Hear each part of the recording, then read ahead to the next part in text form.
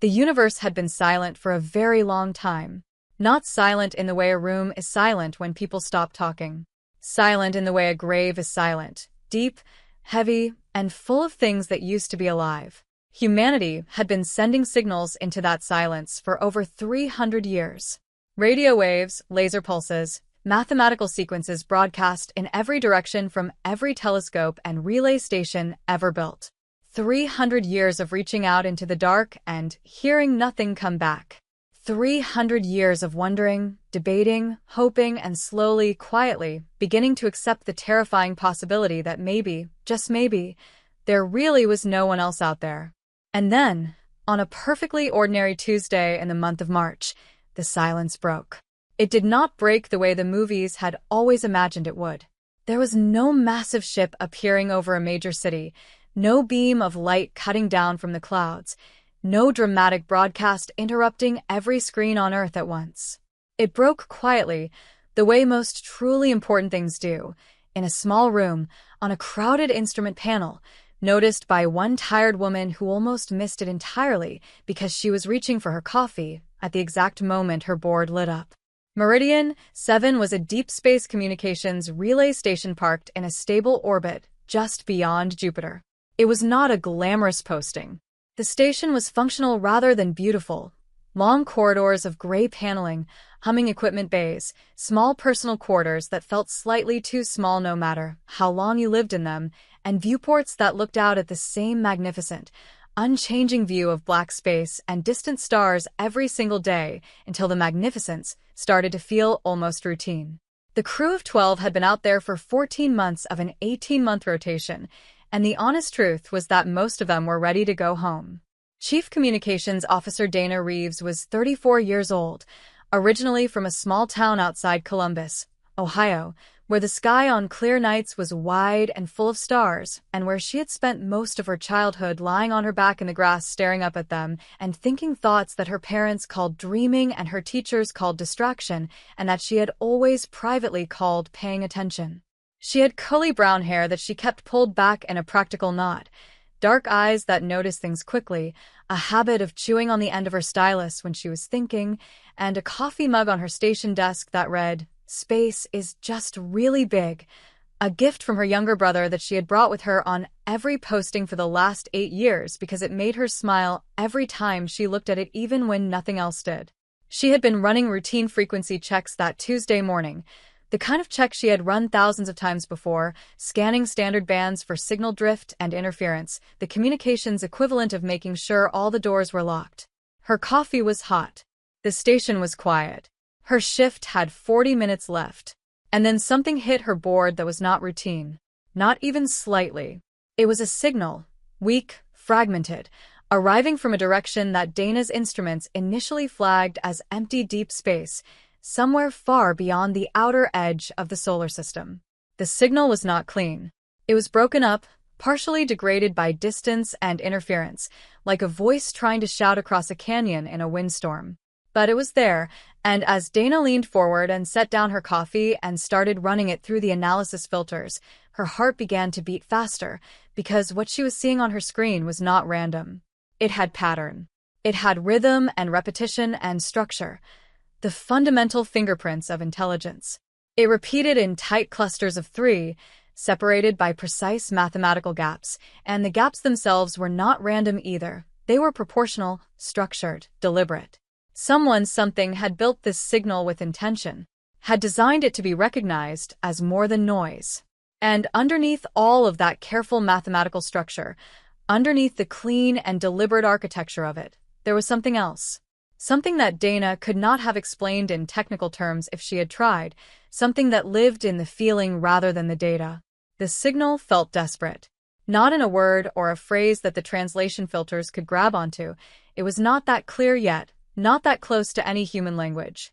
But desperation has a frequency of its own, and Dana Reeves had grown up paying attention, and she felt it the way you feel a change in the weather before the clouds arrive. In the body, before the mind has words for it. She sat completely still for approximately 5 seconds, staring at her board. Then she picked up the internal comm line and called Commander Hartman. Commander Joel Hartman was the kind of man who filled a room without trying to. He was 53 years old, broad through the shoulders, with gray spreading from his temples through the rest of his dark hair, and a face that had the particular quality of someone who had seen enough difficult things that nothing could make him flinch anymore, not because he had gone cold, but because he had learned that flinching wasted time. He had served in the Mars colonization program for 12 years before transferring to Deep Space Communications Command, and he had the quiet, settled authority of someone who had earned every single thing he had. He arrived at Dana's station in 3 minutes. She showed him everything without a word. He stood behind her and looked at her screen, and did not say anything for a long time, 47 seconds, which Dana counted because she needed something to focus on. Then he straightened up, looked out at the black through the viewport for just a moment, and reached for the secure priority line to Earth. "This is Meridian 7 to Unified Earth Command," he said. His voice was completely even. "Authentication code Delta 7 Ironside. Priority 1 transmission." He paused for just one breath. "We have first contact." The words went down the line at the speed of light, traveling the distance between Jupiter's orbit and Earth in approximately 43 minutes. And when they arrived, they landed the way a stone lands in still water. Not with an explosion, but with the beginning of rings that would spread outward and change the shape of everything they touched. Within 6 hours, every major government on Earth had been quietly notified. Within 12 hours, the first teams of specialists were already being pulled. Linguists who had spent careers studying the theoretical structures of non-human communication, mathematicians whose work focused on universal signal theory, xenobiologists who had published papers on the possible forms of non-terrestrial life. All of them called out of their beds and their offices and their university classrooms and told, in the most careful language available, that the thing they had spent their professional lives preparing for had just become real. Within 24 hours, the Global Response Center in Geneva was running at full capacity, and humanity, for perhaps the first time in its complicated, argument-filled history, was doing something together. Every nation, every faction, every political bloc that had spent decades disagreeing about nearly everything had been handed one fact that was larger than all of their disagreements, and for a short, remarkable window of time, they were all simply listening. The signal took 36 hours to fully decode. The linguists and the mathematicians and the AI translation systems worked in overlapping shifts, pulling apart the layers of it, mapping the mathematical structures onto known universal frameworks, building a translation bridge from nothing, and it was slow and difficult, and more than once it seemed like it might not work at all. But it did work, finally, in the early hours of the morning when most of the day's shift had gone to catch a few hours of sleep, and a young mathematician named Dr. Songwei was alone with her screens and her third cup of tea. She stared at the decoded message for a long moment. Then she picked up her phone and called the duty officer. The message said, in its entirety, "We are the Velhari. We are dying. Our enemies have taken everything from us. Our world is gone. Our people are almost gone. We have heard of your kind, small, young, fierce, stubborn, and we have debated for a long time whether to come to you. Many of us were afraid. Many of us said you were too violent, too unpredictable, too dangerous to trust. But we have no one else. We ask only one thing. Protect us." Dr. Songwei read it a second time, then a third. Then she looked out the window of the Geneva Response Center at the pre-dawn sky, still dark, stars still faintly visible above the city lights, and she thought about the word dying, and she thought about the word only, and she thought about what it must have taken for a civilization that had clearly debated long and hard about whether to trust humanity to finally send that message anyway. And she thought, what kind of enemy makes a civilization that afraid? She did not have an answer. But the answer was already moving through the dark toward them, and it was arriving faster than anyone knew. 22 days after the signal, they came. The watching began the moment the first sensor array at the edge of the solar system registered something incoming, something large, moving on a trajectory consistent with the direction the signal had originated from, decelerating in a way that suggested not just travel but arrival, the deliberate slowing of something that intended to stop. Word spread through the monitoring network within minutes, and within an hour, every deep space telescope humanity had was pointed in the same direction. What they saw did not look like the arrival of an advanced civilization. It looked like the arrival of something that had barely survived. The ship was enormous. That much was clear even from a distance. But its enormity was not the clean, powerful enormity of a vessel built for speed and strength. It was the enormity of something that had once been great and had been broken, and the brokenness was visible in every line of it. Hull plates were missing in long, ragged gaps, stripped away by impacts or explosions, leaving the underlying structure exposed like bones through torn skin. One of the 4 main engine nacelles was completely dark, dead, trailing debris in a thin cloud that sparkled faintly in the distant sunlight. The other 3 engines burned with a pale blue light that flickered and stuttered, not with the steady confidence of a healthy drive system but with the uneven, desperate pulse of something running far past its limits on nothing but whatever scraps of power it could still generate. The ship moved slowly. Not slowly because it was being cautious. Slowly because slow was all it had left. General Maria Santos was in the war room of the Global Response Center in Geneva when the first detailed images came through, and she stood in front of the main display screen with her arms crossed and her jaw set and looked at that broken ship for a long time without speaking. She was 51 years old, originally from Sao Paulo, with short black hair and sharp dark eyes and the kind of face that had learned to show exactly as much as she wanted it to show and nothing more. She had spent 30 years in the Unified Earth Defense Force, working her way from a junior tactical officer on a Mars patrol cruiser to the head of the most powerful unified military organization in human history, and she had earned every promotion the hard way, by being better and harder working and sharper than everyone around her in every room she had ever walked into. She had spent her entire career planning for the possibility of alien contact. She had written papers on it. She had run simulations. She had argued in front of councils and committees for 30 years that humanity needed to be ready, not for diplomacy, not for trade, not for the peaceful, mutually beneficial first contact that the optimists envisioned, but for the whole range of possibilities, including the ones that were not peaceful at all. Now that it was real, she was not afraid. She was not excited. She was not paralyzed. She was thinking. "Life signs?" she asked, without taking her eyes off the screen.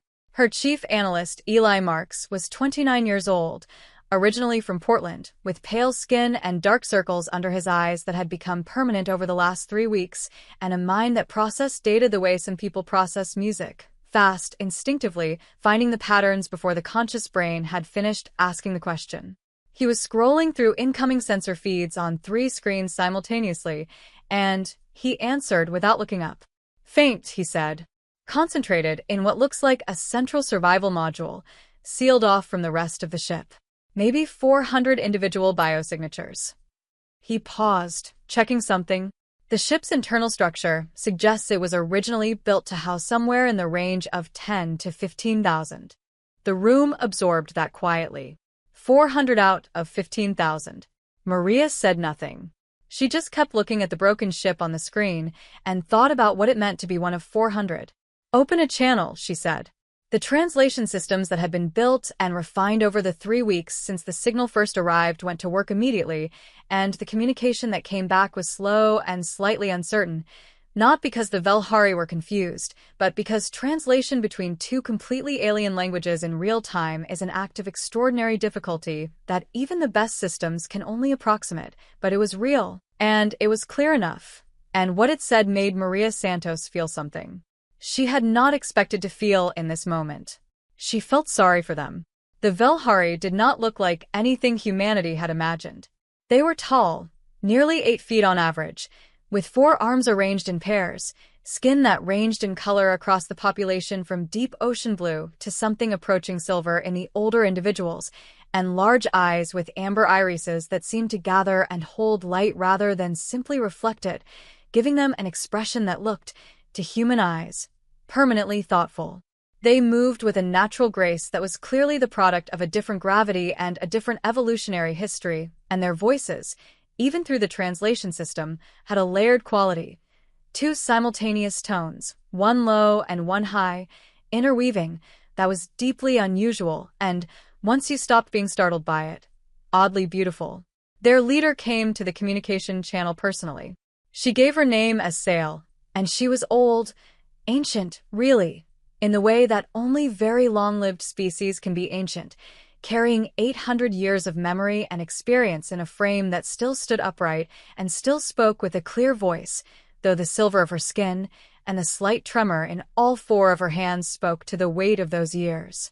She had been, Dana Reeves learned later, the senior scientific minister of the Velhari civilization, the equivalent of a chief scientist and cultural archivist combined, someone whose job had been to preserve and advance the accumulated knowledge of her people. Now her job was simply to keep 400 of them alive. She spoke to General Santos through the translation interface with a directness that surprised many of the people in the room. They had half expected an advanced alien civilization to communicate in grand, sweeping philosophical terms. Instead, Sales spoke simply and plainly, with the exhausted precision of someone who no longer had the energy for anything except the truth. "We did not want to come here as beggars," she said. "That is important for you to understand. We watched your species for 100 of your years before making this decision. We studied you. We debated endlessly. Many of our surviving people argued against coming here at all, argued that you were too unpredictable, too aggressive, too young in your development to be trusted with the knowledge of our existence." She paused, and something moved behind her amber eyes that the translation system could not capture, but that Maria Santos, watching carefully, recognized as grief. "We came anyway because we had no choice remaining. Every other option was exhausted. Every other door was closed." "What happened to your people?" Maria asked. She kept her voice level and professional, but there was something underneath it, a human thing, an empathetic thing, that she did not bother to hide. Sale was quiet for a moment. "The Keth happened," she said. The name meant nothing to anyone in the room. No database, no historical record, no prior transmission in 300 years of listening had ever contained that word. Maria looked at Eli, who shook his head slightly. "Nothing in the system." "Tell me about them," Maria said. And Sale did. What she described over the next 2 hours, in careful, exhausted detail, while her broken ship limped slowly into the inner solar system and her 400 survivors rested in their sealed survival module, was not a civilization in any sense that humanity would have recognized. The Keth did not have territory they were defending. They did not have resources they were competing for. They did not have political goals or economic motivations or any of the reasons that had driven every war humanity had ever fought. The Keth destroyed because they chose to. Because they had decided, at some point in their history, a point so far back that even the oldest Velhari records could not find it, that the existence of other intelligent life in the galaxy was something to be ended rather than encountered. Not out of fear. Not out of competition. Out of something that was either profound philosophy or profound madness, and that from the outside was indistinguishable from either. They had ended 16 civilizations in the last 2,000 years. The Velhari had been civilization number 17. "How many of your people were there?" Maria asked. "Before." Sale's 4 hands folded together in a gesture that Tale would later explain was the Velhari expression for carrying an unbearable number. "4 billion, she said. The room went very quiet. "And now," Maria said. "You see our ship," Sale said simply. Maria nodded once. She looked at the broken vessel on the screen. She thought about 4 billion becoming 400. She thought about what that kind of loss felt like, not abstractly, but in the bone, in the chest, in the specific human place where grief lives. "How long before the Keth follow you here?" she asked. Sale closed her amber eyes. "They already know where you are," she said. "Our signal, the one we sent you, was detectable. They followed it. They will arrive in approximately 8 of your months." 8 months. Maria Santos looked at the number on the wall clock. She looked at her analyst. She looked back at Sale. "All right," she said, and her voice was completely steady. "Then we have work to do." The next 72 hours were the loudest humanity had been in living memory. Not loud with weapons or violence, loud with argument, which is the particular kind of loud that humans do better than almost anything else. The news of the Velhari's arrival and the Keth threat had been impossible to keep quiet past the first 12 hours, and by the time it became public knowledge, the reaction was immediate, overwhelming, and deeply, characteristically human. which is to say that within 48 hours of learning that a hostile alien species was 8 months away from arriving at their solar system with the explicit intention of destroying everything in it, humanity had managed to split into approximately 17 distinct factions with 17 distinct opinions about what should be done. Every parliament debated it. Every Senate voted on emergency sessions. Every council convened in extraordinary circumstances. News channels ran 24 hours of coverage, the panels on each channel arguing with each other and occasionally with themselves. Social media generated more content in those 72 hours than it typically generated in a month, and the content ranged from the genuinely thoughtful to the spectacularly unhinged, as it always does when humans are frightened and uncertain and processing something too large to fully hold. Outside the Global Response Center in Geneva, protests appeared within hours. Two groups, facing each other across the wide plaza in front of the main entrance, both passionate, both loud, both certain they were right, and both, in the way of all genuine human disagreement, containing people who were fundamentally motivated by the same underlying thing, love for humanity and terror of what was coming. One group carried signs that said, "Stand and fight. We don't leave refugees behind, and humanity is bigger than fear." The other carried signs that said, "Don't bring their war to our door," and "Protect Earth first." Both groups were scared. Both groups were right about something. Both groups were also, in different ways, missing something. That is usually how it goes. Inside the Global Council chamber, Prime Director Caleb Osei was doing his best to hold together a room that had every reason to fly apart.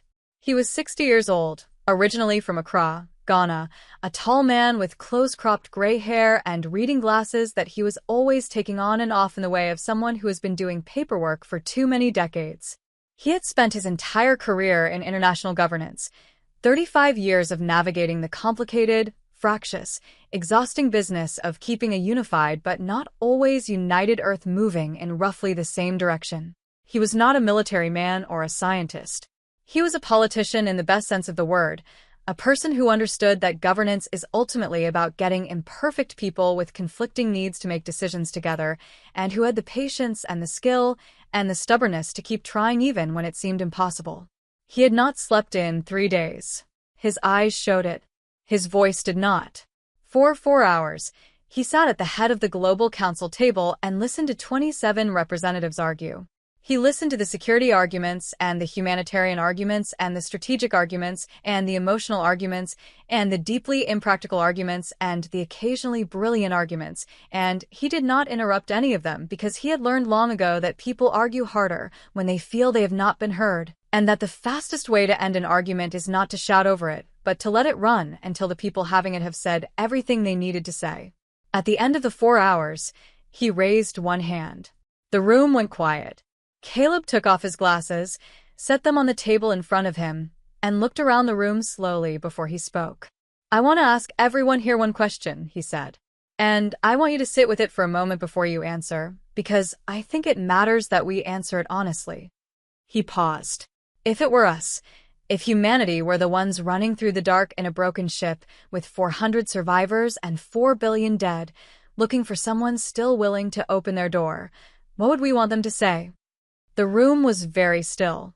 Nobody spoke for almost 30 seconds. Caleb nodded slowly. "Then I think we know what we have to do." But knowing what to do and doing it were separated by an enormous amount of difficult, urgent, complicated work, and the moment the political decision was made, that work began immediately. General Santos had already been preparing. She had not waited for the political argument to resolve. She had started making calls the moment the Velhari ship entered the solar system, because in her experience, the political argument always resolved eventually, and the time spent waiting for it was time that should be used for planning. By the time Caleb Osei's speech was finished and the council vote was recorded, Maria already had her key people in a room. 8 months, she said, standing at the front of a secure briefing room deep in the Geneva Response Center, looking at the 23 faces she trusted most in the UEDF. "Tell me honestly what we have, what we need, and what we can build." What followed was a 4-hour briefing that was one of the most sobering conversations of Maria Santos's career. Humanity's military capabilities were, in absolute terms, genuinely impressive. The Unified Earth Defense Force had spent a century building a fleet designed to protect the solar system from asteroids, from rogue automated systems, from the kinds of intercolonial conflicts that had flared up twice in the last 50 years and been contained both times by the presence of a credible, unified force. The UEDF had 211 combat-capable vessels ranging from light patrol ships to heavy cruisers, weapon systems that could reliably engage and destroy anything in the human threat catalog, and a crew culture that was disciplined, skilled, and deeply motivated. Against the Keth, based on everything the Velhari data had provided, and the Velhari had provided a great deal of data, carefully preserved on the ship's still-functioning archive systems, humanity's fleet was strong, but almost certainly not strong enough. The Keth's weapons were of a higher energy class. Their ships were larger and more heavily armored. Their tactical coordination was described in the Velhari records as near-perfect, fleets that moved with the precision of a single organism, each ship responding to the overall battle state in real time with no apparent lag or communication overhead. The only thing that every analyst in the room kept coming back to, the one thing that showed up in every comparison, every simulation, every projection, was something that could not be easily quantified.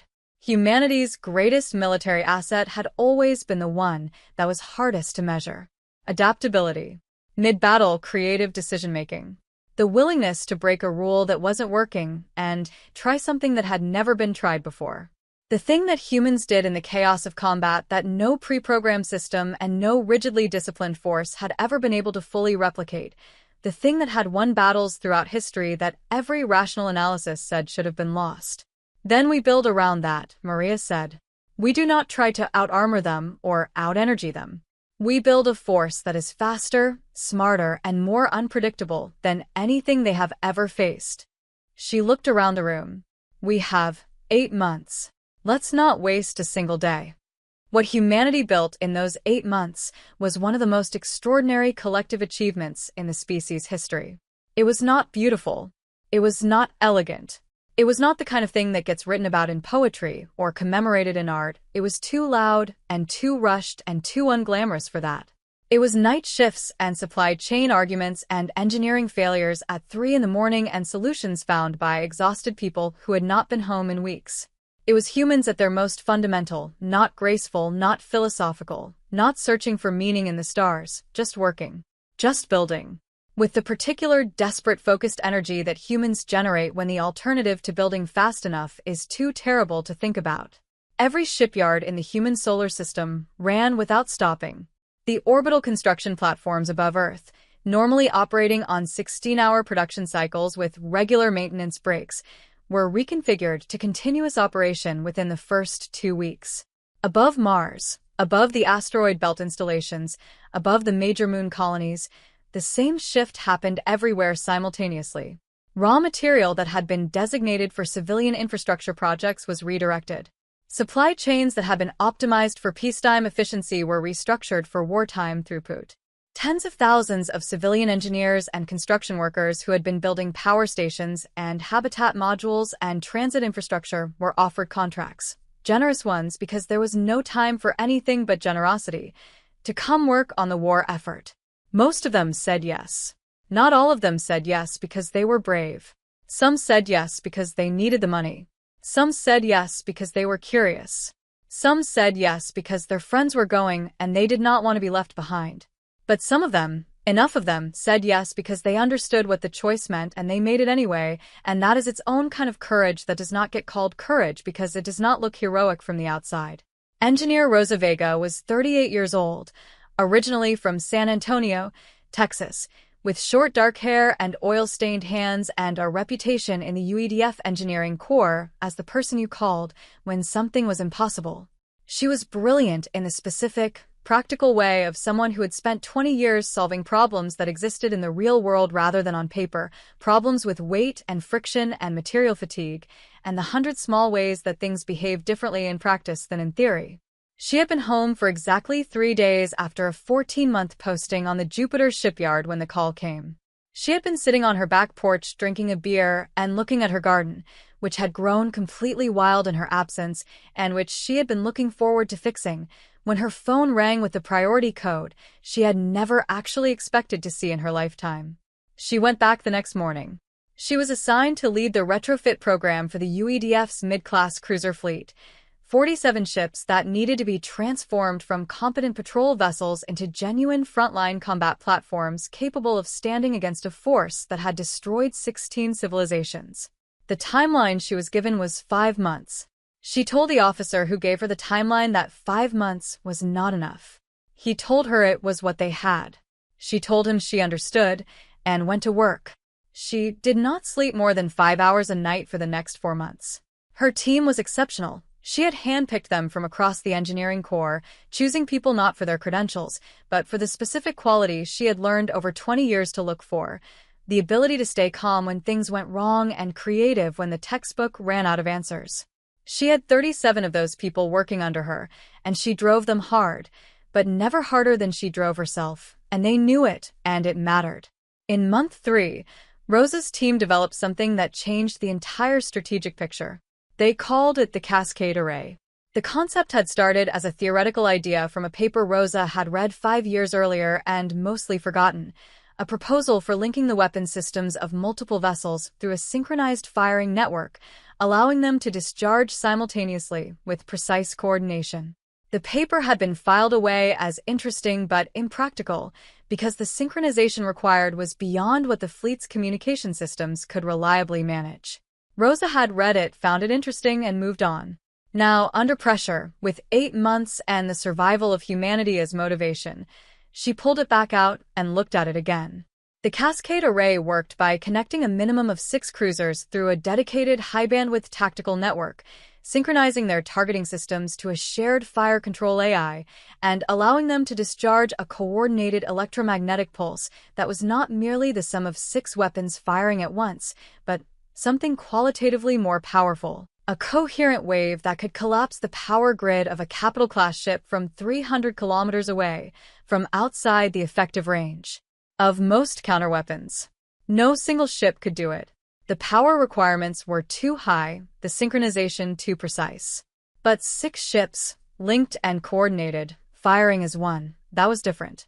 It failed 17 times in the first round of testing. Rosa did not give up after 17 failures. She went back to the design each time, found the point of failure, fixed it, and tried again. Her team asked her, after the 13th failure, whether she thought it was going to work. She looked at them steadily and said, "Failure 13 means we've eliminated 13 wrong answers. We're getting closer." Test 18 worked perfectly. When Rosa presented the Cascade Array results to General Santos, Maria looked at the data for a long time.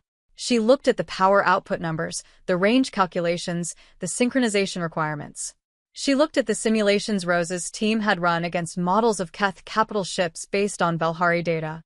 "How many can we build?" she asked. 12 complete arrays, Rosa said. "Possibly 14 if we pull components from the outer colony defense grids." Maria did not hesitate.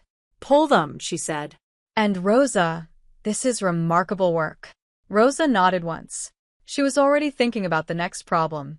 Meanwhile, on Meridian 7, Dana Reeves had been given a new assignment that she had not expected but had accepted immediately, to serve as the primary human liaison to the Velhari, specifically to work with the young Velhari physicist Tale, who was Sale's grandson and who had been assigned by Sale herself to serve as the Velhari's primary contact with the human team. Tale was young by Velhari standards, barely 80 years old, which Sale had explained translated roughly to the equivalent of a human in their late 20s in terms of life stage and development. He was slightly shorter than most of the adult Velhari survivors, with skin that was still the deep ocean blue of youth rather than the silver of his grandmother's age, and amber eyes that were very still and very watchful. He had been a physicist before, working in theoretical energy systems, the kind of work that was usually the quiet, patient work of a long lifetime of careful study. He had been 3 years into a research project that was supposed to take 40 years to complete when the Keth came. He did not talk about that very much.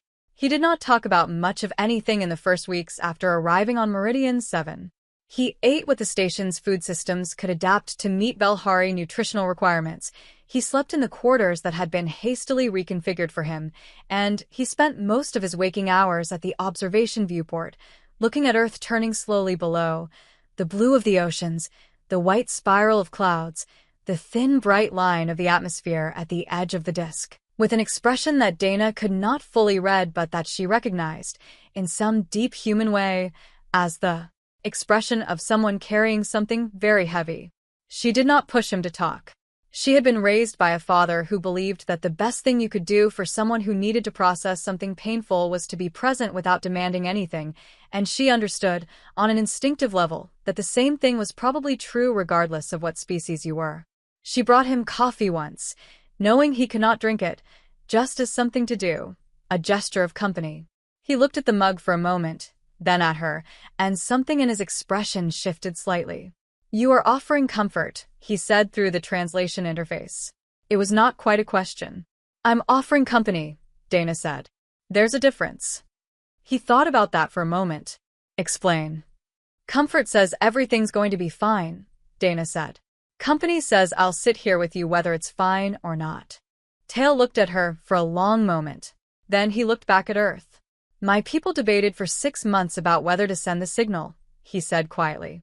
"Many of them genuinely believed that your species was too dangerous to contact, that you would either be unable to help or would add to the danger." He paused. "My grandmother overruled them.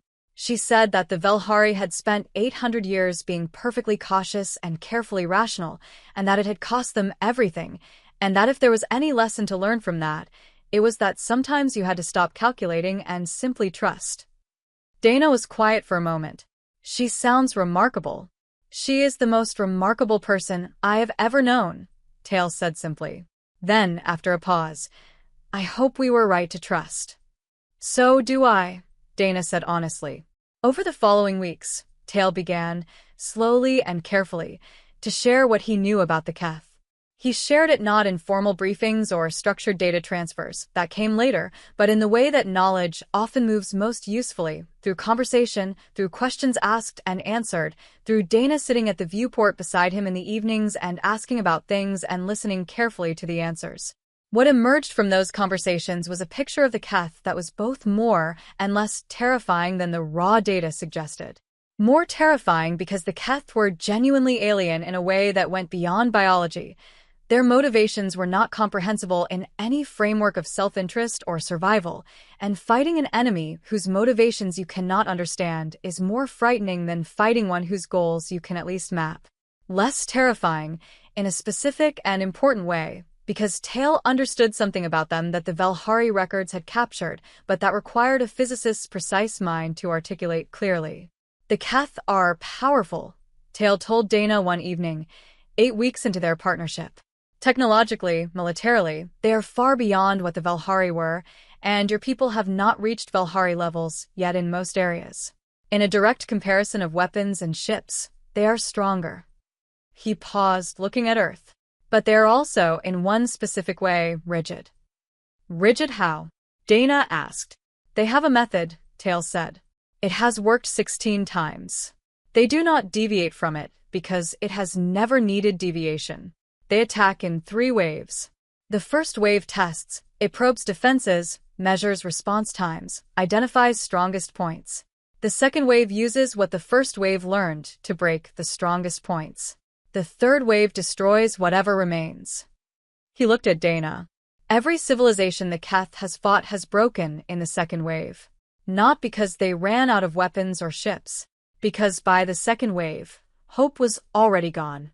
They had seen too much, lost too much, and the Keth are very good at making the loss feel total before it actually is." Dana sat with that for a moment. "So, the key is the second wave," she said.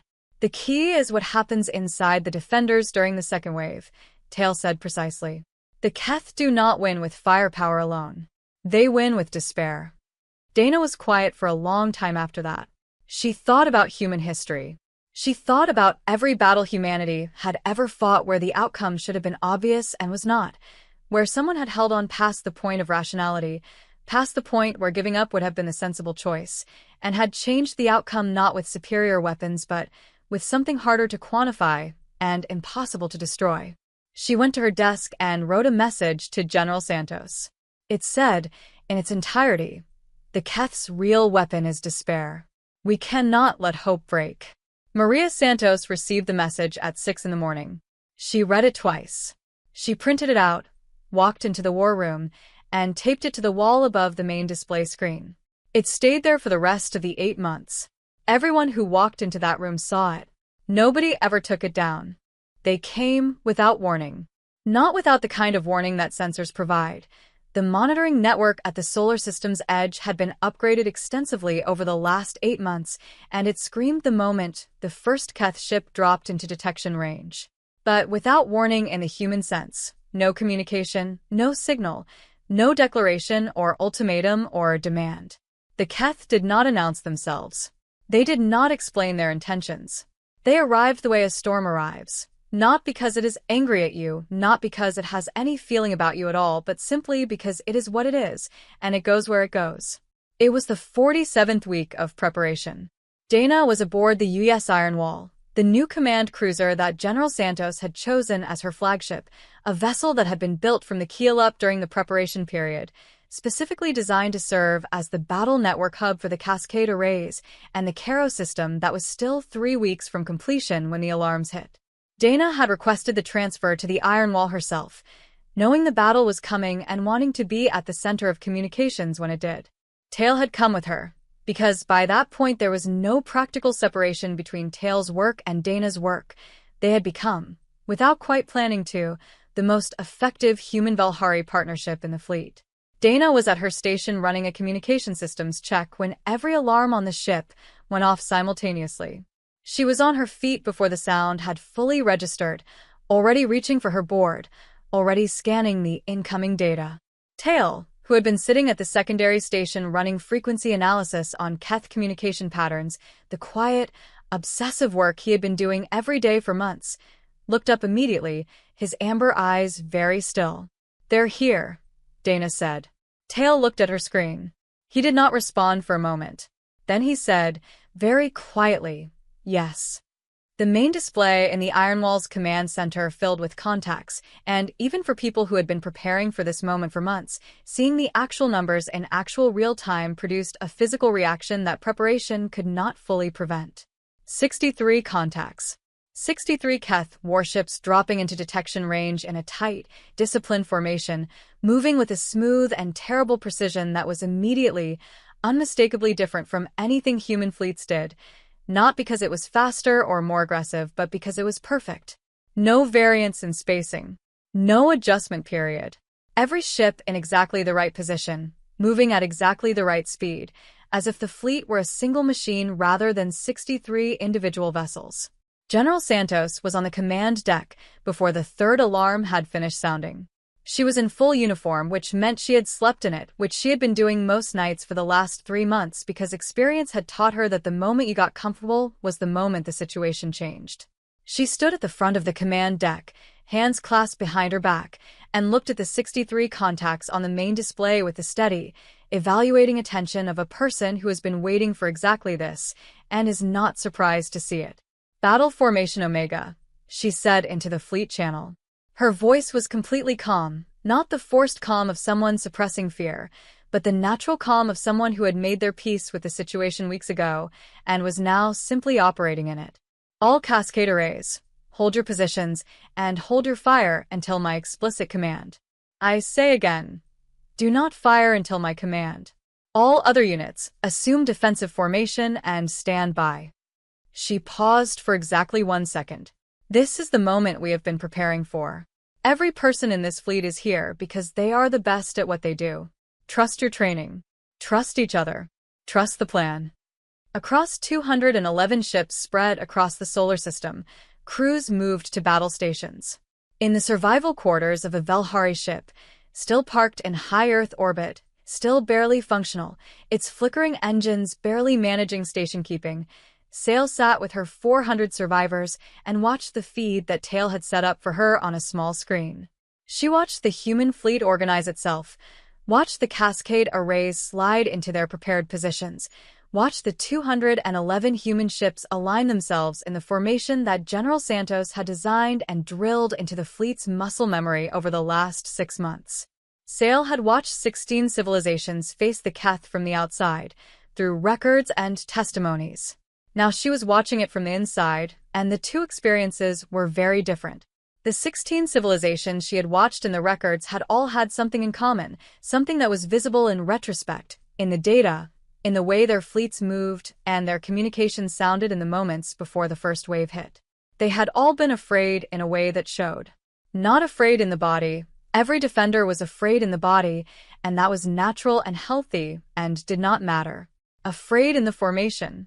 Afraid in the gaps between ships, the slight loosening of the line, the individual vessels that drifted fractionally out of position as if the pilots were already halfway thinking about the route of retreat. She watched the human fleet.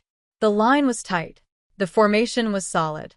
The ships held their positions with a steady, planted quality that she had seen in exactly one other context in 800 years of life. She had seen it in people who had made up their minds. The first Keth wave hit 63 minutes after arrival. It came as a wall, a coordinated, multi-vector assault across the entire front of the human formation, plasma strikes and kinetic rounds and focused energy beams arriving from different directions simultaneously, each strike precisely calculated to test a different defensive layer. The Keth first wave was not designed to destroy, it was designed to measure. To see how the defenders responded, how fast, how accurately, how flexibly. To find the places where the line bent most under pressure. To collect the data that would make the second wave lethal. 3 human ships were destroyed in the first 90 seconds. The impacts were direct, precise, and catastrophic. The Keth first wave was a probe, but even a probe with Keth weapons was devastating. 5 more ships took severe damage. Hull breaches, engine failures, weapon systems going offline. The human fleet did not scatter. Not a single ship broke formation. The return fire was accurate and heavy, the 8 months of preparation showing in the quality of the gunnery, the speed of the targeting solutions, the coordination between adjacent ships covering each other's arcs of fire. The Keth first wave probed and found the line harder and more organized than any of the 16 previous civilizations had managed. And 40 minutes in, the accumulated data from the cascade array positions was telling General Santos exactly what she needed to know. The Keth were committing to their standard first wave approach vector. Tails psychology was holding. Arrays, Maria said quietly. Stand by. She watched the targeting data come in. She watched the Keth formation tighten into the attack geometry she had been waiting for. She gave it another 60 seconds, letting the geometry lock, letting the commitment deepen, letting the Keth first wave invest itself fully in the approach that led directly through the array kill zones. Then she said, Arrays, fire. 12 simultaneous pulses of focused electromagnetic force rolled through the void without sound or light in the human visual spectrum, invisible, instantaneous, and devastating. 4 Keth capital ships went dark immediately. Not damaged, dead. Power grids completely collapsed, every system offline, engine stopped, weapons silent. They drifted in the formation like stones suddenly dropped into a river, and the ships around them had to adjust, and the adjustment broke the perfect Keth geometry for the first time in 2,000 years of warfare. And the Keth fleet did something that no recorded Valhari observation had ever documented. It hesitated. 47 seconds of hesitation, which is nothing in human terms and everything in combat terms. Dana was counting. General Santos was counting. Tail, at his station, was counting too, and his hands were pressed flat on his console, and he was barely breathing. 47 seconds. Then the second wave came. The second wave was not like the first wave. The Keth abandoned their standard formation completely.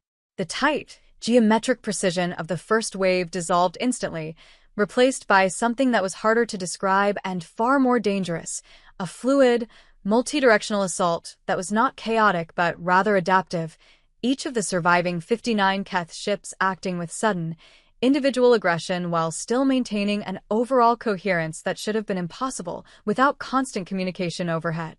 They came from different vectors simultaneously, at different speeds, their attack patterns shifting and adjusting in real time in a way that made every pre-calculated defensive position suddenly less useful than it had been 60 seconds before. It was, by any objective measure, a staggering display of military capability. And the human fleet met it with the one thing the Keth had never encountered before, the one quality that every analyst and every commander and every message taped to a war room wall had been trying to distill and preserve and build around for 8 months. Human chaos management, which sounds like a contradiction, but is not. Human chaos management is not the ability to eliminate chaos. It is the ability to function inside chaos, to make fast decisions in incomplete information environments, to adapt tactics in real time without losing the overall picture, to feel the shape of a battle shifting and respond to the shift before the analysis is finished. It is a skill built from 10,000 years of the particular kind of warfare that humans have always fought, against enemies and terrain and weather and their own supply lines, and it is genuinely different from anything that can be pre-programmed or drilled into a system, because it relies on something that lives in the gap between thinking and acting, in the place where instinct and training meet. Across the solar system, 208 human ship commanders, 3 had been lost in the first wave, made decisions. Decisions that were not in the plan. Decisions that deviated from formation, broke protocol, improvised, adapted, and that were also, underneath the improvisation, deeply informed by 8 months of training and by the specific culture that General Santos had spent her career building in the UEDF. A culture that said your judgment matters, that said when the plan stops working, your mind is the plan, that said the best officer in a crisis is the one who knows the rules well enough to know exactly which one to break. Captain James Okafor of the UES Relentless was 30 years old, young for a cruiser command, a fact that 3 of his superior officers had mentioned when his promotion came through and that he had responded to by being the best prepared, best drilled, best organized commander in his task group, which was the only answer worth giving. He was originally from Lagos, with close-cropped hair and a scar on his chin from a training accident in his second year in the academy that he had refused to have cosmetically removed because he felt the reminder of falling down and getting back up was worth keeping. He had a reputation in the fleet for a particular quality that was difficult to name precisely, something like steadiness, but more active than steadiness. The quality of a person who, in the worst moment, becomes more focused rather than less. When the second wave hit, Okafor's ship took a direct strike to the starboard engine assembly that took out half his propulsion and dropped his weapon systems to 40% capacity. In the 3 seconds that followed, his tactical display showed him 2 things: a Keth destroyer bearing down on the center line of the human formation at a speed that would bring it through in 90 seconds, and 2 smaller human vessels on a flanking approach that could complete a devastating strike on that destroyer in exactly 93 seconds, 3 seconds too late, because the destroyer would already be through. Unless something was in the way. Okafor did not call Santos for permission. There was no time to call Santos for permission, and he did not need permission. He needed 3 seconds, and he had a ship, and he made the decision the way all the best decisions in combat are made, completely, immediately, and without looking back.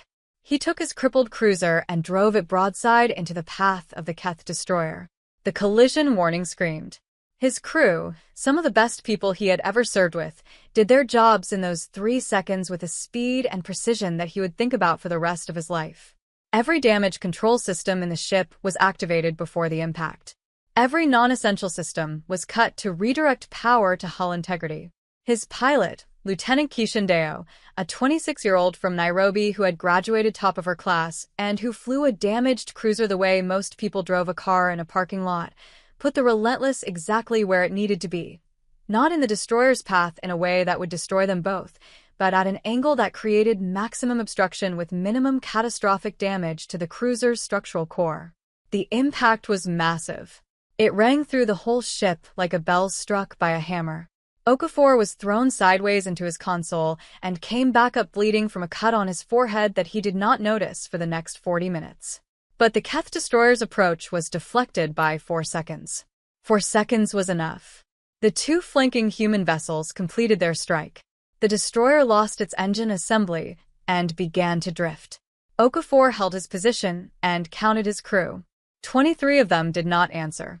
He held those 23 names in a specific, careful place inside himself. Not pushed away, not allowed to overwhelm him, just held, the way you hold something precious and fragile when you are in a situation where you cannot yet give it the care it deserves.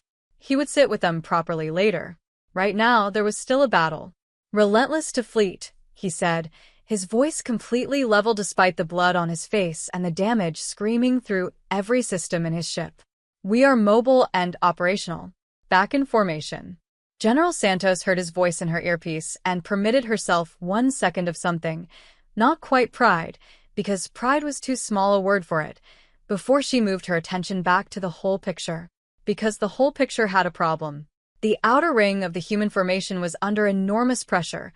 3 task groups had taken severe damage and were beginning to compress inward, the defensive line in that sector bending visibly. It looked, from most perspectives, like the beginning of a collapse. Santos, we're losing the outer ring, Eli Mark said from her left, his voice controlled but tight. If we don't reinforce. Don't reinforce, Maria said. Eli turned to look at her. Let the outer ring fold, Maria said. She was watching the overall battle picture with a specific, focused attention. Not looking at individual ships, not tracking individual engagements, but reading the shape of the whole thing, the way a chess player reads a board not piece by piece, but as a complete position. It needs to look like a collapse. Make sure those units know they are retreating with discipline and direction, not scattering. Directed retreat, toward the center line, at exactly the speed I'm transmitting now. Eli looked at her screen, looked at the numbers, then looked at her. The Keth will pursue, he said. Yes, she said. They'll think the line is breaking. Yes, she said again. And then, Maria looked at the 12 reserve cruisers sitting silent and dark at the positions she had placed them in 3 days ago, far off the main formation, powered down to minimal emissions, invisible on Keth sensors. And then they'll find out it wasn't, she said. While the second wave raged through its second hour, Tail noticed something. He had been monitoring the Keth fleet's communication frequencies on a secondary station. The quiet, methodical work he had been doing for months, building up a detailed map of Keth's signal patterns the way a linguist builds a map of an unknown language, slowly, carefully, piece by piece, until the structure begins to emerge from the noise. He was not, strictly speaking, assigned to do this. Nobody had thought to assign him to it. But Tail was a physicist with a physicist's relationship to patterns, and the Keth communication frequencies had patterns that he had been studying with patient, focused attention for as long as he had been on the iron wall.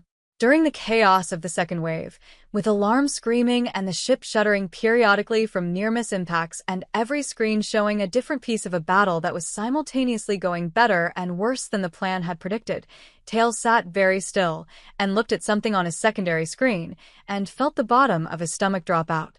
He reached for Dana's comm channel immediately. Dana, he said, his voice quiet and very controlled in the way that Velhari voices went quiet when something was seriously wrong. Not louder, not more urgent in tone, but more precise. I need you to open a direct channel to General Santos. Right now. This is not a request.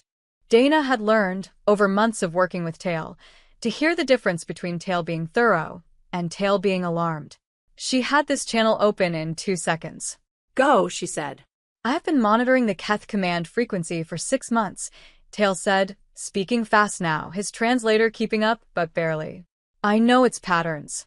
I know what the standard operational communication looks like. What I am looking at right now on this frequency is not standard operational communication. The signal volume is wrong. The directionality is wrong. They are not communicating with the ships we can see. He paused for 1 beat. They are communicating with ships we cannot see. Dana had the General Santos channel open before Tail finished the sentence. General Santos, this is Reeves, Priority 1, Velhari Intelligence.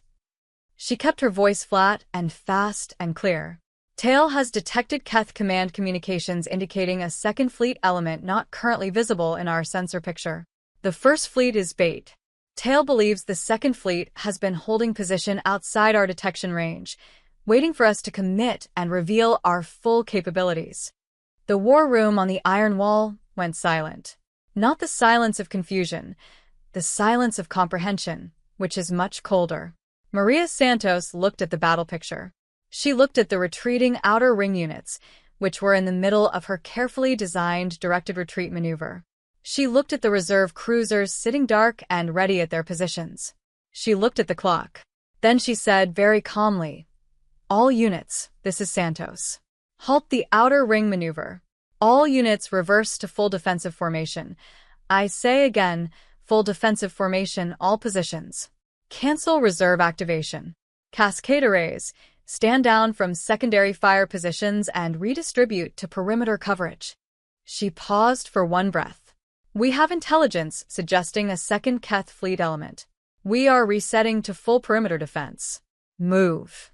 The fleet responded instantly because 8 months of drilling had built exactly the kind of responsive, disciplined force that could receive a complete change of orders in the middle of active combat and execute it without hesitation, confusion, or argument.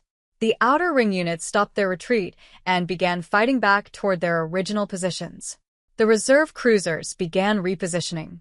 The cascade arrays reconfigured.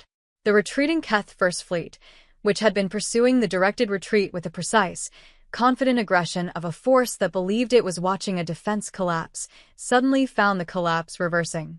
The human line reformed. The Keth pursuit slowed, recalculated. And then from beyond Jupiter's orbit, dropping out of a sensor shadow created by the gas giant's electromagnetic interference with the calculated precision of something that had been positioned there from the very beginning, the second fleet arrived. 112 ships. They came out of the shadow in a tight formation, and even on the iron wall sensors, even rendered as blue symbols on a tactical display, they communicated a kind of mass and weight and certainty that was physically uncomfortable to look at. 112 fresh ships against a human fleet that had been fighting hard for 7 hours. Even Maria Santos went still for a moment. It was Eli Marks who broke the silence. His voice was unsteady, the first time it had been unsteady in 7 hours, and he was not ashamed of it. "General," he said, "what do we do?" Maria looked at the 112 contacts on her screen for exactly 4 seconds. Then she looked at the message taped to the wall above the main display. "We can't let hope break. We do what we came here to do," she said. And her voice was completely steady. In the Velhari survival quarters in high Earth orbit, Sale had been watching everything.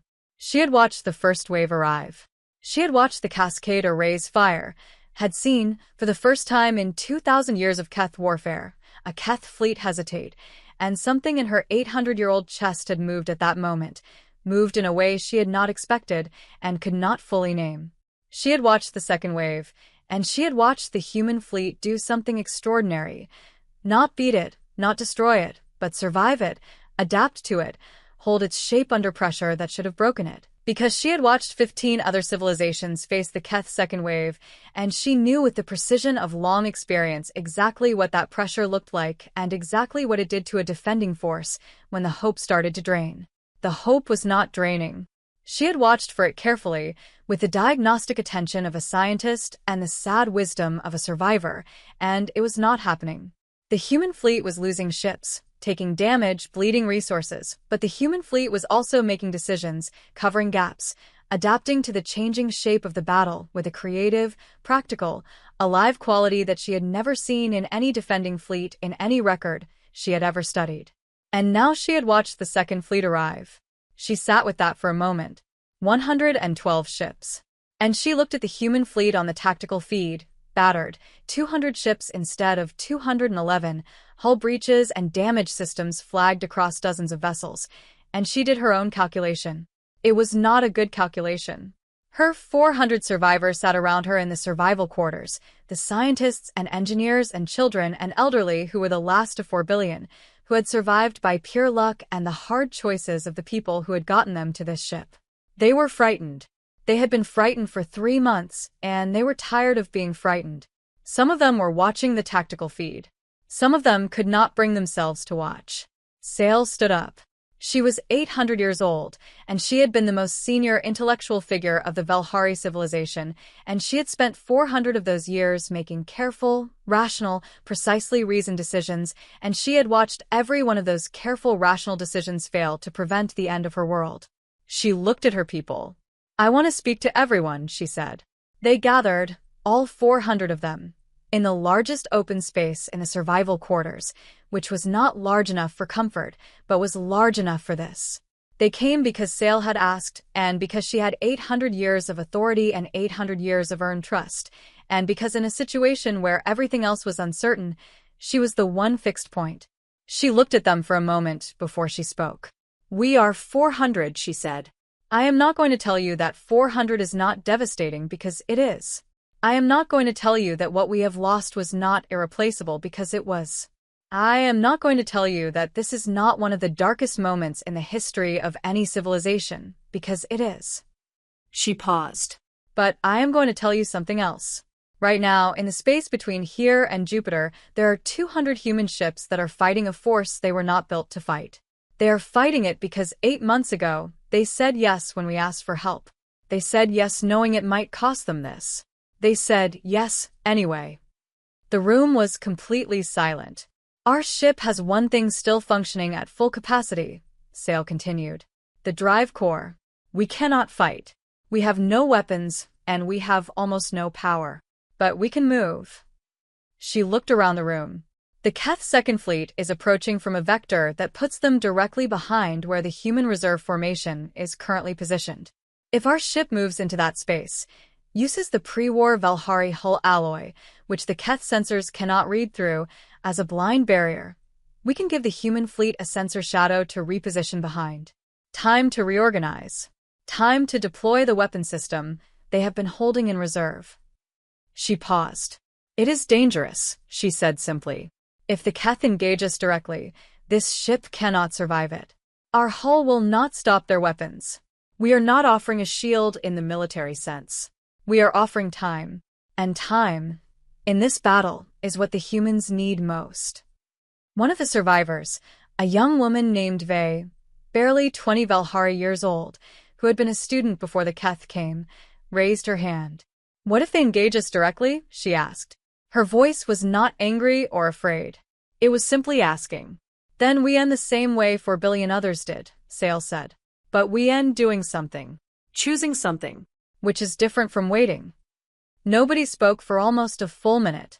Then, Vey nodded. One by one, the rest of them nodded too. Sale sent a message to Tail through their private frequency, soft and layered, speaking in the tones of her native language that the translation system was not involved in, something just between grandmother and grandson. "The ship still has its drive core," she said. "We are moving into the gap. Tell your Dana. Tell her Santos needs to know to watch for the sensor shadow." Tail received the message at a station on the iron wall, and for exactly 3 seconds he sat completely still with his hands flat on his desk and his eyes closed. Then he opened his eyes and looked at Dana. "My grandmother is moving the ship," he said. His voice was steady. "She is putting it between the Keth Second Fleet and the Human Reserve Formation. The hull alloy will create a sensor blind spot. She is giving Santos the time she needs to deploy Caro." Dana looked at him for a moment. "Tail. Tell Santos," he said. Not urgently, quietly, with the specific, anchored calm of someone who has already made peace with something. Dana told Santos. Maria Santos received the information and said nothing for 2 seconds. Then she said, "Extend full sensor coverage to the Velhari ship and alert me the instant any Keth vessel targets it." She looked at the tactical display. She watched the broken, flickering Velhari ship begin to move. It moved slowly, not with speed or power, but with the patient, deliberate dignity of something ancient that has decided what it is going to do, and is doing it. It crossed the space between its orbital position and the tactical gap with aching slowness, engines flickering, hull plates still missing in long strips, the scars of 3 months of survival visible in every line of it. And it parked itself, with quiet precision, exactly where Sale had calculated it needed to be. The Keth Second Fleet's advance slowed. Their sensors were, as Tail had predicted, unable to see through pre-war Velhari hull alloy. The alloy composition was a specific combination of materials that the Keth's sensor architecture had a known blind spot for, a blind spot the Keth had never bothered to correct because no surviving civilization had ever had access to that alloy in any useful form. The blind spot lasted 17 minutes before the Keth found a workaround. 17 minutes. Maria Santos used every single second of those 17 minutes. She had been saving Project Caro for exactly this. Not because she had planned for this specific scenario. She had not known about the Second Fleet, had not known about the sensor shadow, had not planned for a broken alien ship to buy her 17 minutes of maneuvering time with the last working component it had. She had been saving Caro because Caro required something very specific that the battle had not provided until now: a pause. Not a long pause, just enough to redistribute and align, enough to breathe, enough for every ship in the fleet to be given the same moment of stillness that the system required. Project Caro was not a weapon in any traditional sense. It was a network.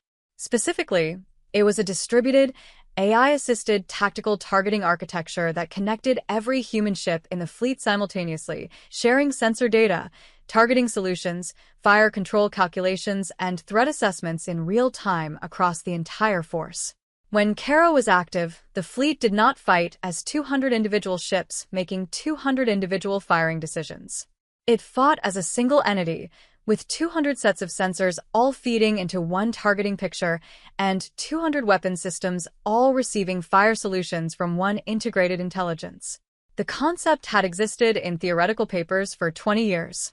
The execution had been the barrier, the communication bandwidth required, the latency issues, the interference problems, the almost impossibly complex software architecture needed to make 200 ship systems talk to each other in real time under combat conditions. Rosa Vega had been given the problem in month 4 of the preparation period, after the Cascade Array project was mature enough to hand off to the installation teams, and she had taken one look at the theoretical paper and said, "This will be the hardest thing I have ever done." Then she had started doing it. It had failed 17 times in testing. Each failure was different, a different point of collapse, a different component of the architecture breaking down under the load. Each failure taught Rosa something, and she rebuilt each time with more precision and more stubbornness, because stubbornness was not always a virtue, but in this case, it was the exact quality the problem required. Test 18 had worked perfectly, but Caro had a requirement that went beyond the technical.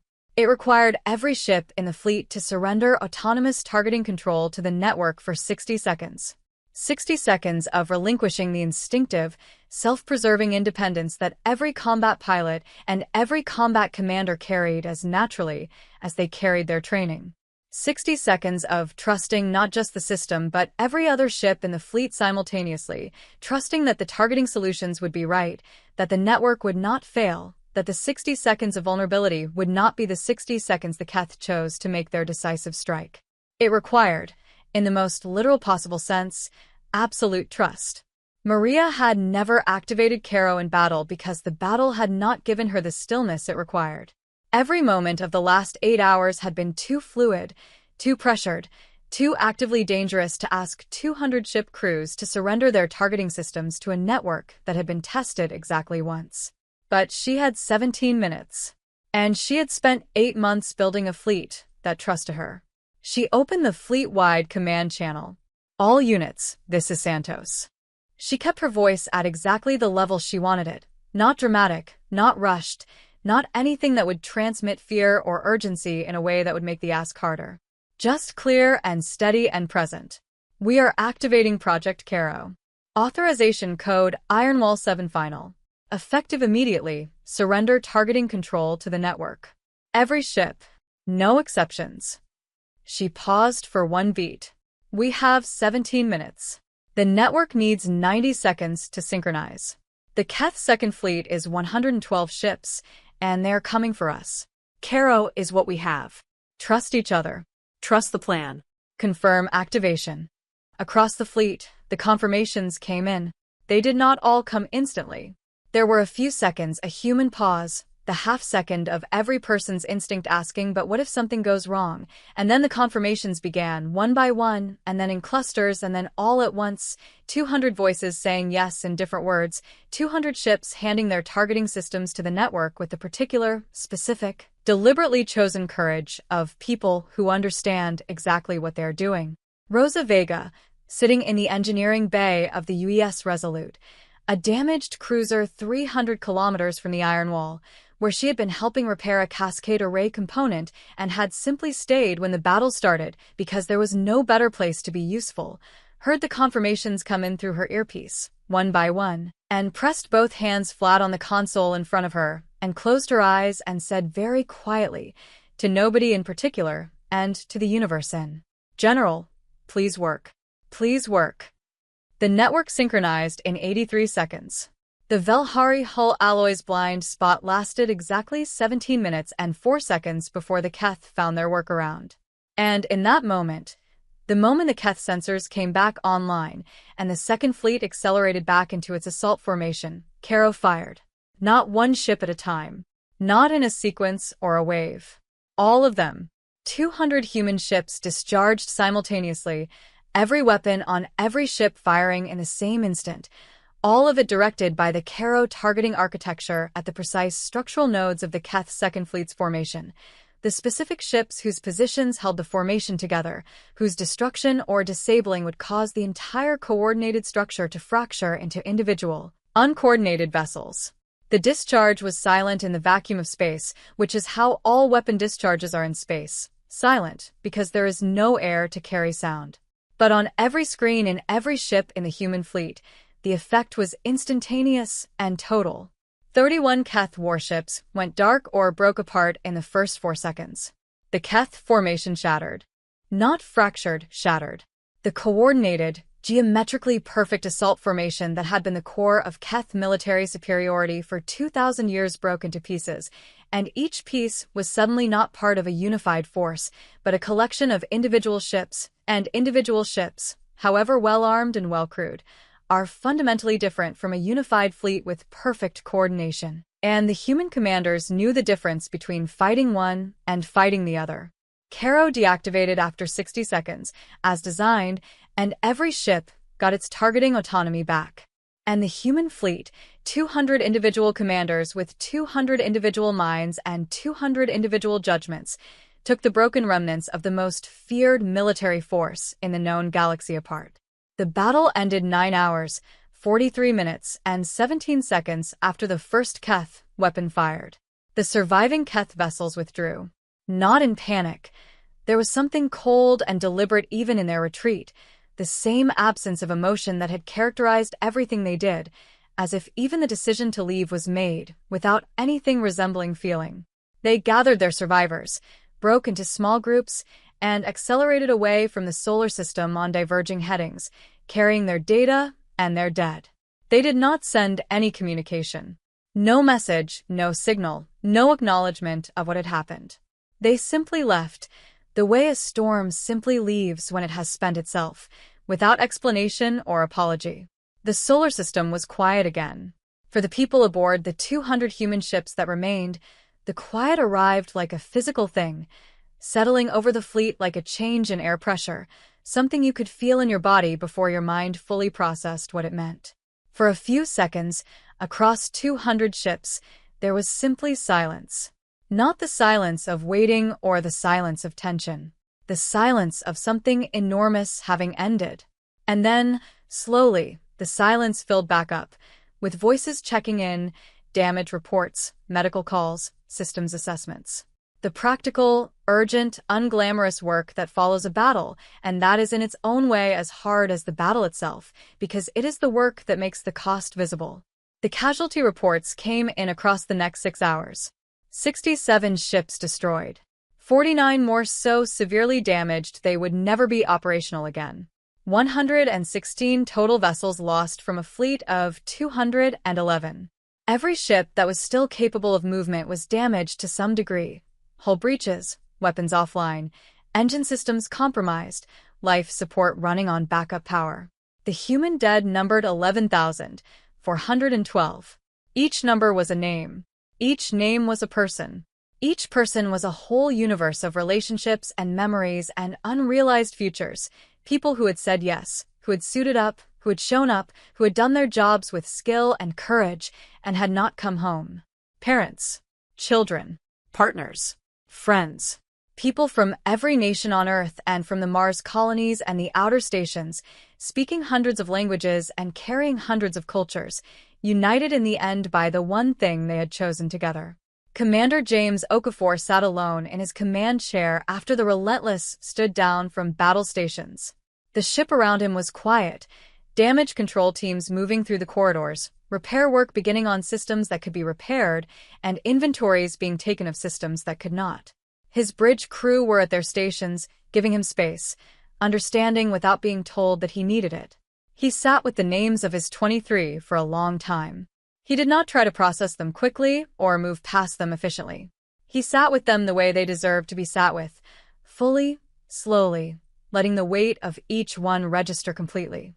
Lieutenant Deo had already told him that she was going to be fine, that her injuries were not serious, that the ship was holding together. He was grateful for that in a way that went very deep. But the 23 were gone, and being a commander meant sitting with the gone ones in a way that did not minimize them or rush past them. He would write letters to their families when he got back to his quarters.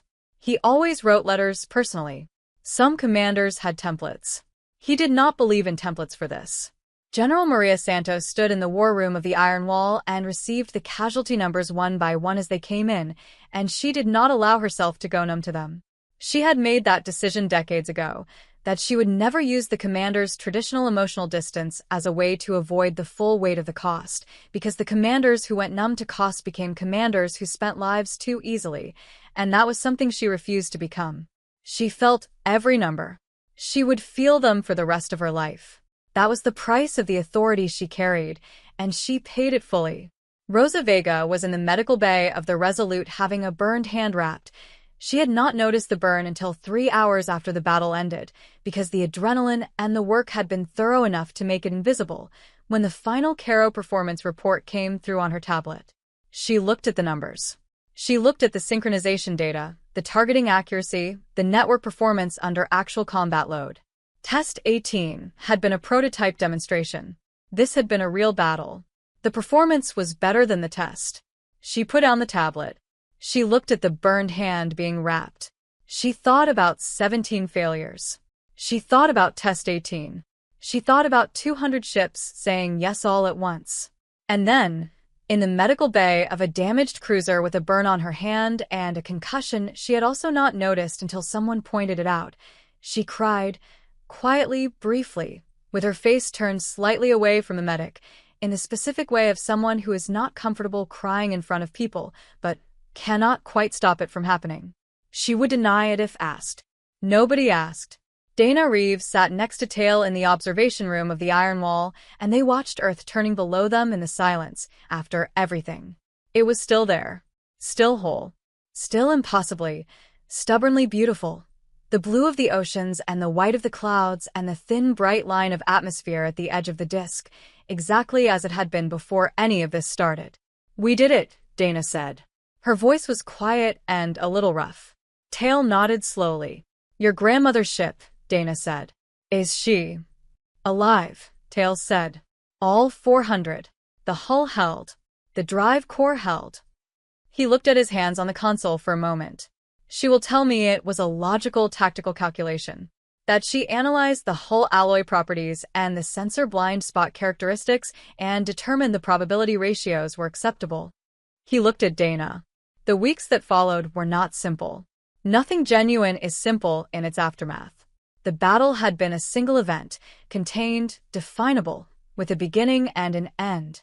What came after was not an event but a process, and processes are slower and messier and require more patience than events, and the world was not always patient. There was mourning first.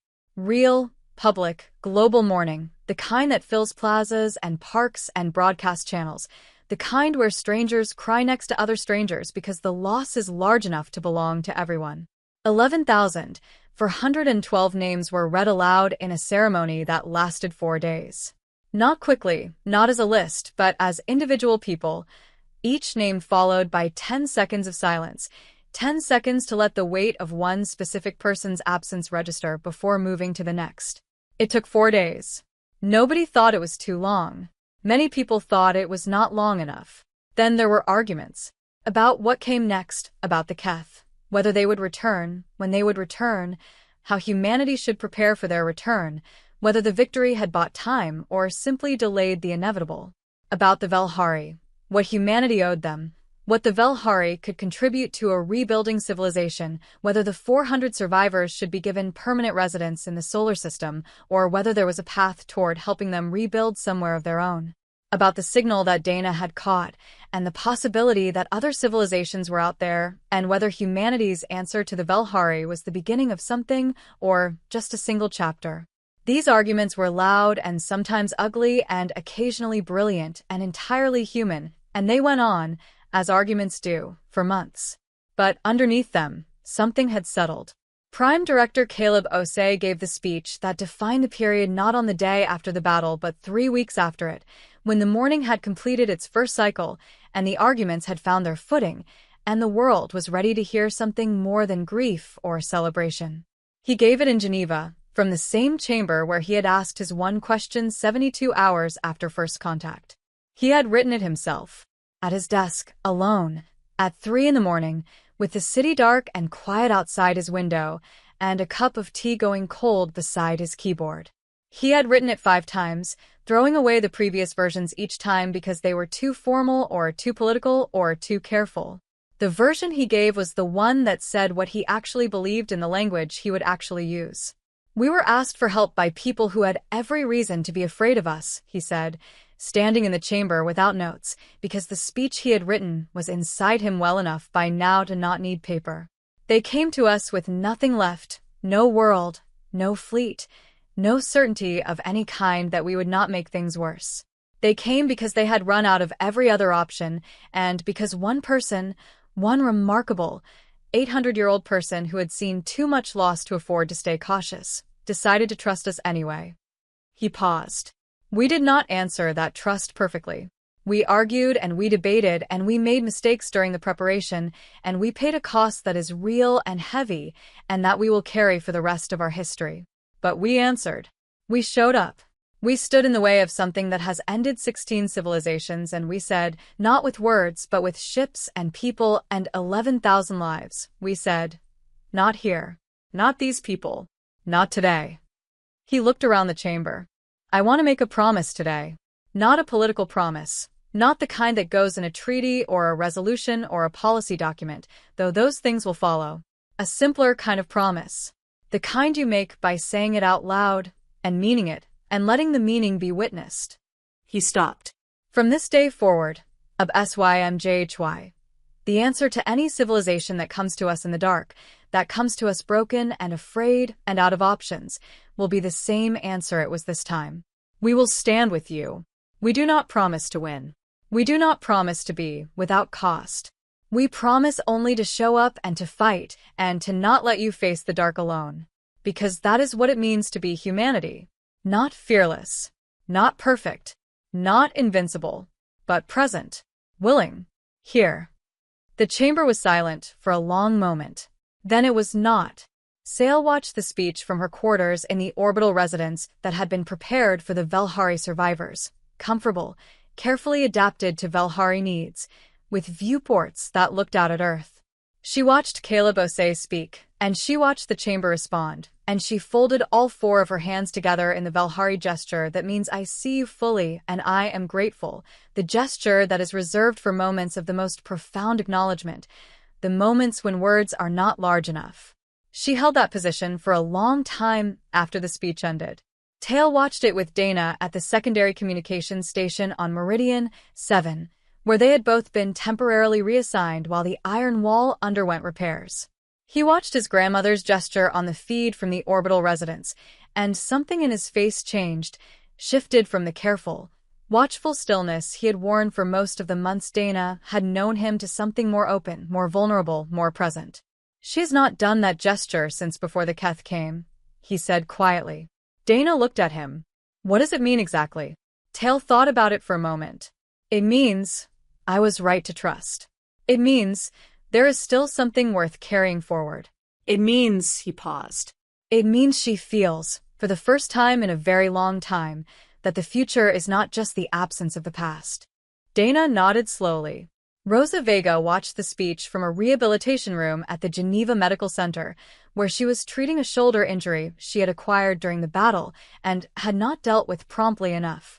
As her doctor had pointed out with some feeling, She watched it on a screen propped on the bedside table, with her arm in a brace, eating hospital food that was not good, and she felt something settle inside her that had been unsettled since the night she had cried in the Resolute's medical bay. She was not a person who used words like meaning very often. She was an engineer. She dealt in systems and loads and material properties. But she understood, watching the speech, that what she had built, the arrays, the Caro network, the 10,000 small solutions to the 10,000 small problems of the last 8 months, was part of something larger than the sum of its parts, and that being part of that was its own kind of answer to the question she had not known she was asking. General Santos did not watch the speech. She was in a planning meeting. Because the Keth had retreated, but they had not surrendered, and they had not communicated, and they had spent 2,000 years destroying civilizations without once stopping because one civilization managed to survive their first visit. Maria Santos had no way of knowing whether the retreat was permanent or temporary. The analyst's best estimate was temporary. Her own instinct agreed. She was already planning the next 8 months. Not with fear.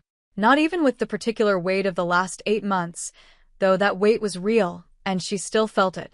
With the steady, forward-looking attention of someone who has proven something important to themselves, not that winning is guaranteed, but that winning is possible, and that the difference between the two is the quality of the preparation and the courage of the people doing the preparing.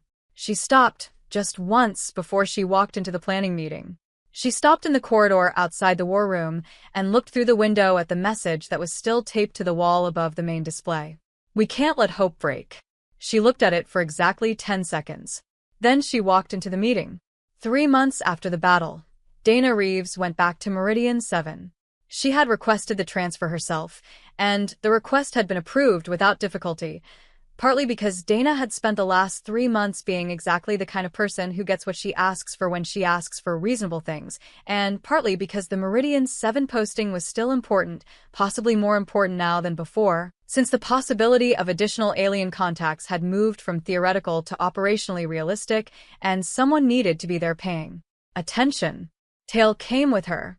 He had been offered a formal position, the first Velhari to hold any kind of official role in a human organization, Senior Xenological Liaison to the Unified Earth Deep Space Communications Corps, a title that the Corps had invented specifically for him because no existing title was adequate. Sale had approved the posting with a nod and a comment that she would expect regular reports. Tail had promised to provide them and had suspected, correctly, that she would read every word. They arrived at Meridian 7 on a Tuesday, which Dana had not planned but found appropriate. The station looked the same. The long gray corridors, the humming equipment bays, the viewports opening onto the enormous quiet of space. The crew was different. Most of the crew she had known had rotated out.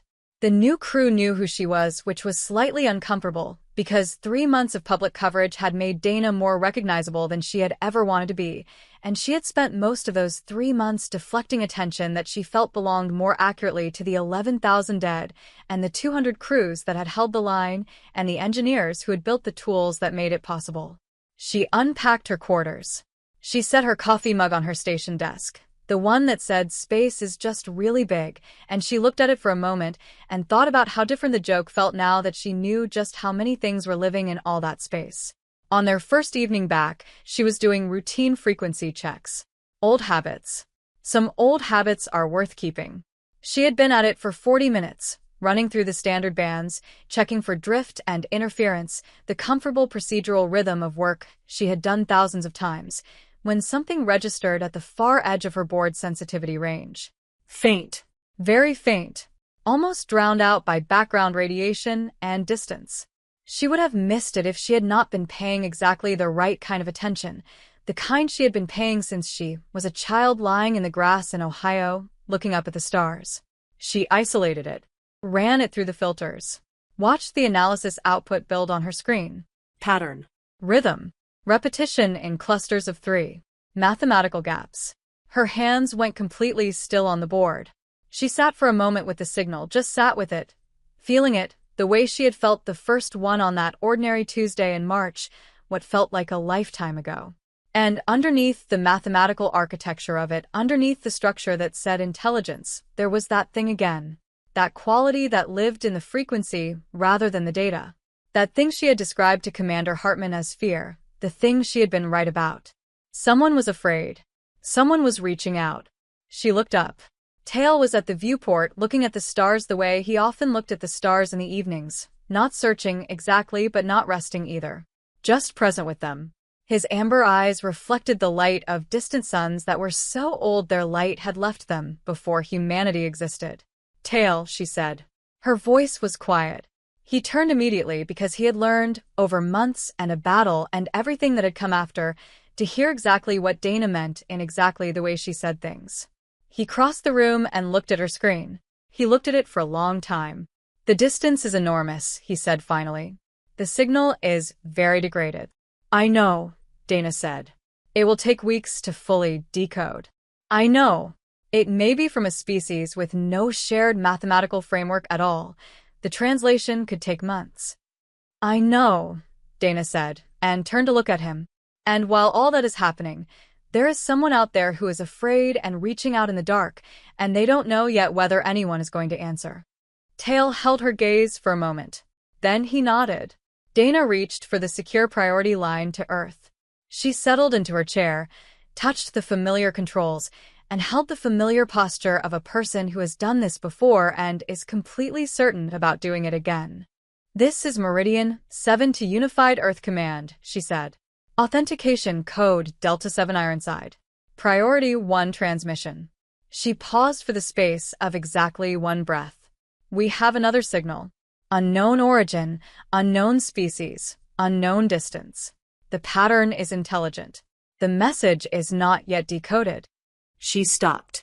Someone else is out there, and they're afraid, and they need help. She released the transmit key. She waited. The response came in 43 minutes, the speed of light from Jupiter's orbit to Earth and back, exactly as it had always been. 43 minutes of silence in which Dana and Tail sat together at the observation viewport and looked at the stars and did not say much, because there was not much that needed to be said. The response was not long. It was the voice of the duty officer at Unified Earth Command, a young man by the sound of him, professional and clear and, underneath the professional clarity, carrying something that Dana recognized and that she was glad to hear, the particular quality of a person who already knew, before the words finished forming, exactly what the answer was going to be. Meridian 7, this is Earth Command. Signals acknowledged. Analysis teams are being assembled. Ambassador Sale has been notified per standing protocol. A pause.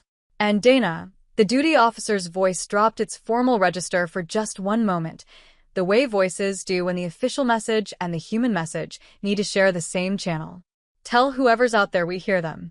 Another pause. Tell them we're coming. Dana exhaled slowly.